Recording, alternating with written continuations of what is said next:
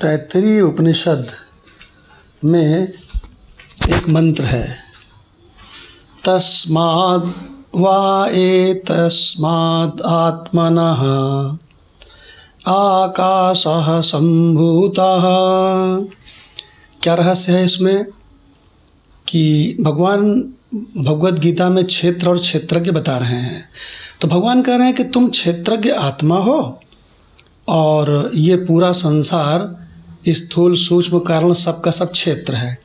तो इसी क्षेत्र में स्थूल शरीर, सूक्ष्म शरीर, कारण शरीर, विराट, हिरण्यगर्भ, अव्याकृत सब आ जाते हैं।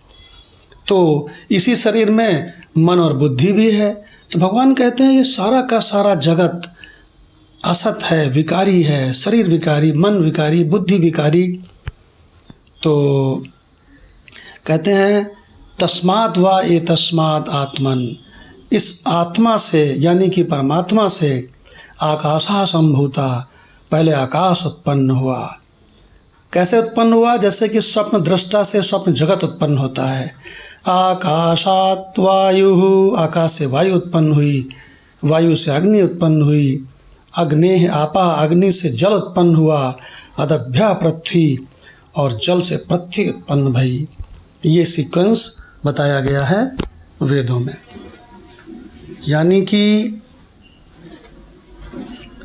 ये संपूर्ण जगत कैसे परमात्मा से उत्पन्न हुआ। तो सबसे पहले तो ये समझ लें कि यह सारा जगत परमात्मा से ऐसे उत्पन्न हुआ है जैसे सपना देखने वाले से सपने का जगत उत्पन्न होता है। ठीक है, स्वप्न दृष्टा से स्वप्न जगत उत्पन्न हुआ, ऐसे ही परमात्मा से यह जगत उत्पन्न हुआ। तो सचमुच में थोड़े उत्पन्न हुआ। स्वप्न दृष्टा से जो स्वप्न जगत के दृश्य उत्पन्न भय दिखाई पड़ रहे हैं, वो क्या सचमुच में कहीं उत्पन्न हुए? जी नहीं, केवल माया से, केवल इल्यूजन से।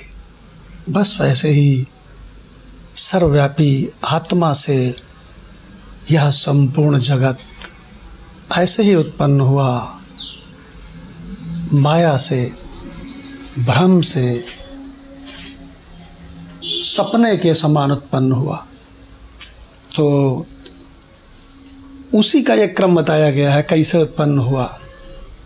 तो शास्त्रों में एक यही क्रम नहीं बताया गया है, न जाने कितने क्रम बताए गए हैं। कैसे संसार हुआ, ऐसे संसार हुआ, ऐसे संसार उत्पन्न हुआ, और सब अलग अलग हैं। क्यों? क्योंकि जिज्ञासु इन सारे अलग अलग चीज़ों को सुन करके कंफ्यूज हो जाए, और पूरी तरह से कंफ्यूज होने के बाद वो किसी तत्वज्ञानी महात्मा के पास जाए और सत्य को ज्ञात करे। तो वो महात्मा बताता है ना असतो विद्यते भावो। अरे जगत कहीं उत्पन्न ही नहीं हुआ। ना असतो विद्यते भावो, ना अभावो विद्यते सतः। लेकिन ये रहस्य केवल वेदांत वाले ही समझ सकते हैं। साधारण लोग इस गूढ़ रहस्य को, उपनिषदों को नहीं समझ सकते हैं।